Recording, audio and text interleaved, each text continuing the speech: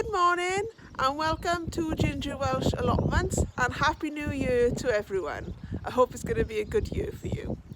I'm in my garden at the moment and I'm just about to prune the grapevine back as it needs to be done in the winter months before the sap starts to flow again. So I'm going to show you what it looks like now, and I'll show you what it looks like afterwards. And again, this is something I've never done before, so I hope I do it right and I don't ruin the grapevine. This is it at the moment, and as you can see there are bits going off everywhere. I do plan to move this over to the allotment, and there is the main trunk, and as you can see it's split off a bit, so I have managed to get hold of some trellises. I do need another one, so I will, when I move it, I will pin it in a sort of U-shaped way. As you can see, the branches run sort of like that, and up like that, and like that, and like that. So I'll continue that and grow up a trellis over the allotment. So I'm going to get on with pruning now, and I shall show you what it looks like when I've done. I have been very ruthless in the last half hour.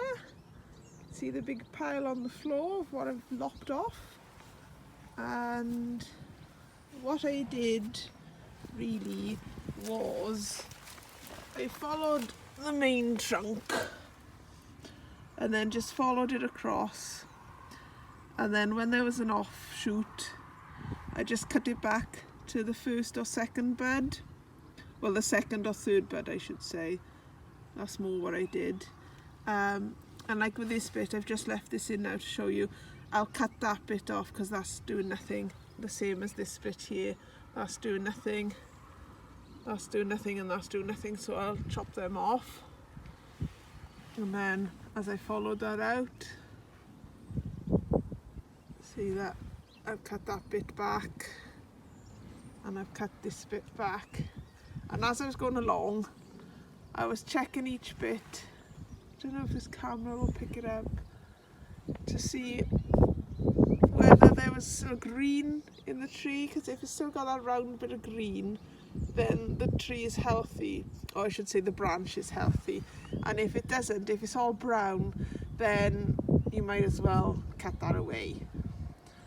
So as you see from down here, that one's looking pretty brown, and this one is brown on the inside. So I'll cut those off now, and then I'm going to leave it because I've never done it before, and I'm really hoping that what I have done is the right thing. There's still lots of green in there, so I might give another thorough pruning when I reposition it over the allotment and I tie in the branches to the trellis, as I might end up having to lose some of the really long branches because they might not fit. And over here, this is the gooseberry bush that I need to move over to the allotment. And as you can see, it does have some buds on it, and if you can see the difference between the old bushes and the new ones, because the new ones are much browner, but the old bushes still seem to have buds on them as well. So hopefully they'll all be good when I move that. I'm not going to move it today though, because it's far too cold and wet, and I think I'll end up killing them. So I'll head over to the allotment now as I want to get some kale, and I'll show you what has developed over there since your last update. I'm now here over the plot, and there are a couple of new changes which I'll show you as we go around.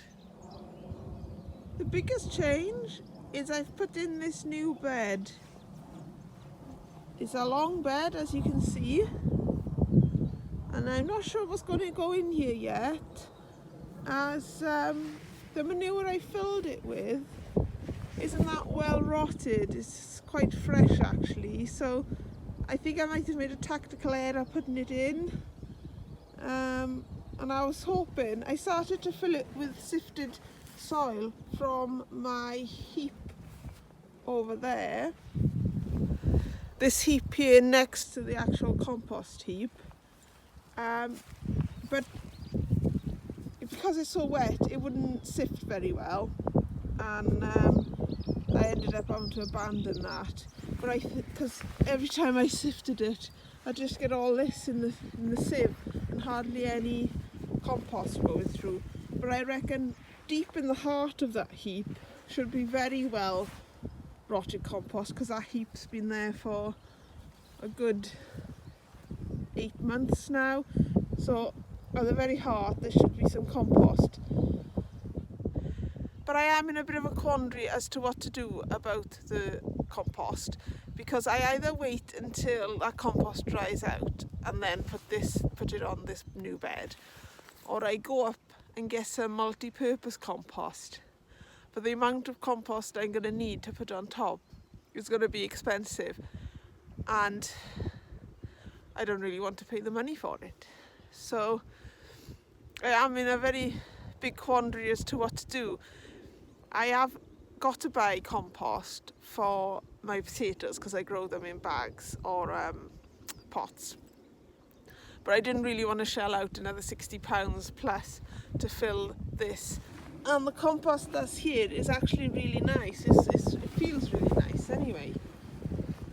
So it's either I wait a bit and maybe not get this bed covered until March or April time, when I can get into the compost and sieve the nicer compost, or I chuck a load of money at it and cover the bed over so I can use it this coming spring and summer. The other option, if I am going to cover that bed over and not use it, is to turn all this ground obviously and use this, which was my aim anyway.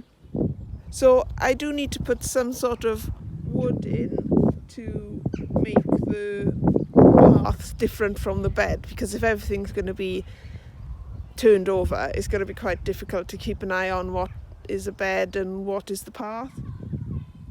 So I might break up some pallet wood and just put that in temporarily until I can get hold of some better wood and do it that way. I have now managed to procure some manure, and there seems to be a lot of it that I can get at any time.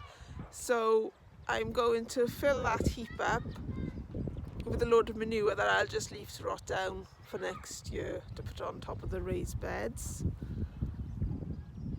And the other thing I've got to show you is my little tulip patch. Right down this bottom bit, I want to put in a lot of flowers this year. So I made a start. I put some tulips in this section here. So there's all this wilderness and then a tiny patch of tulips. And I was hoping to get some more of this patch dug up by now, but it's so cold and wet today that I won't get the chance. Similarly up here, I've decided to do the same thing as down the bottom, where I'm just going to try and mark out where the path is using some bits of pallet wood, and then the Swedes are ready to come out here, and the cabbage I'm actually just going to transplant to a different place, and the beetroot that's still in growing I'm going to transplant as well, and the leeks will be coming out anyway, so that I can put down a layer of well rotted manure and some compost on top ready for this year's growing season. So around here should be all fresh and new with compost and soil. And I leave my purple sprouting broccoli in the place there, and then when that comes out I'll take up the purple sprouting broccoli and I'll probably have like a U shape going around there. So then where the purple sprouting broccoli is will be a walkway, and this bit as well will probably be used for something, as over there I've got my beans and cauliflower, so I can't put anything bed-wise into there at the moment. So those are my floating plans for the plot at the moment. I won't get anything of it done today because it is drizzling and it is so cold I can hardly press the button on the camera. So I'm going to head home and do some seed sowing this afternoon. I didn't quite make it to sow in my seeds yesterday as I had to go and get some potting on compost, and by the time I got back it was dark and raining outside, so I didn't feel like messing about with the compost, but I'm going to do it today. Hooray! I've got most of the list of seeds that I wrote down as I was going through my seed box that need sown in January. The only ones that I'm not sowing at the moment are the aubergines and tomatoes, because I'm still waiting for my propagator to come along. I know, that's right, Donlan, isn't it? So here I have a couple of pots ready, and I've got a lot more ready to go over there. And the module tray is for my onions. I'm going to sow them in bunches of 5, so I'm going to put 5 seeds in each hole and then just cover it over in compost. And the reason I do that is to try and get more yield per piece of ground, as I'm not sure how much ground I'll have covered, so I kind of want to maximise the space I have to grow in. Here I have some leeks, so I'm going to do a couple of sowing of leeks today, and then I'll sow some more in February if these ones don't come up. And I'm going to do a similar experiment with the leeks this year, where I'm going to grow some singularly and I'm going to grow others in the modular way like I did last year, because the leeks I had last year, although they grew, they were quite thin and spindly, but my neighbour who grew them in the traditional way also had thin and spindly leeks, so I'm not sure if it was because of my method or just because leeks weren't very good last year. And in this one I'll be planting some flowers. So I'll get planting and I'll show you as I go. So here are the onion seeds, and I'll just pick 5 up and put 5 in each hole and then cover it over with compost. So this leek is Musselburgh, and I'm just going to scatter them into these 2 and then put on some compost.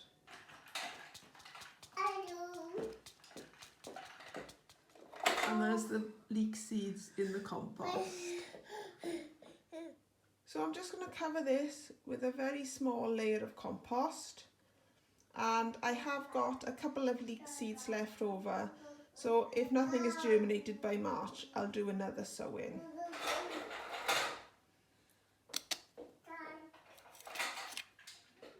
The next seeds I'll be planting will be these 2, and I'll be planting one on one side and one on the other, and then when they've grown I'll prick them out and pot them on. I'm now going to get on with planting up these seeds, which I will do in exactly the same way as I just did the last lot, in these containers full of seed compost. And the other thing I've got is these 2 pots here, which I shall be growing herbs in.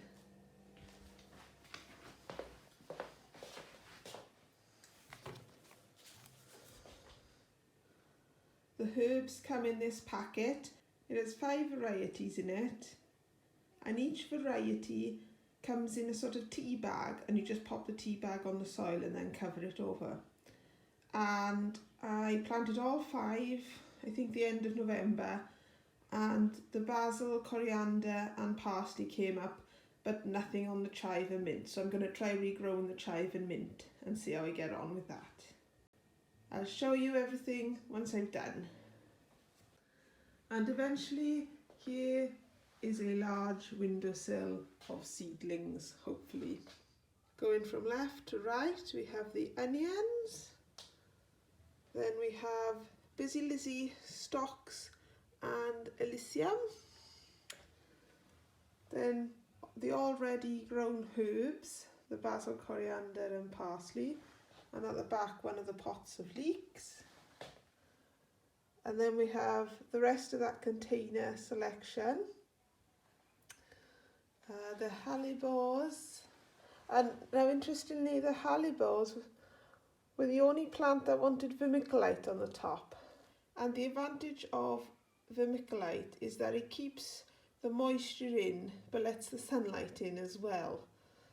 Then we have the other pot of leek and mint and chive and teasel and begonia. Now a couple of the flower seedlings when I planted them were tiny, they were like dust, you could hardly see them, and I had thought that I would grow another batch in March time if none of these came up, but I've ended up growing quite a lot of the seeds because there was just no way I could keep any. Some of them I had to actually brush off the sides of the seed packet to get them into the container. So my plan for planting in stages so the flowers were always in bloom has gone out of the window. And if all of those come up, I don't know what I'm going to do with all these seedlings, but I don't think they're all going to come up. So hopefully with them all we should have a nice crop. Not too many and not too few. Just right, hopefully. I'm very pleased to have started planting my seeds at last. It seems like a long time since I planted anything. And it's always very exciting when you put that first seed in because it's always the anticipation of what is to come, and hopefully it'll be a good harvest. So all I can say about that is lovely job!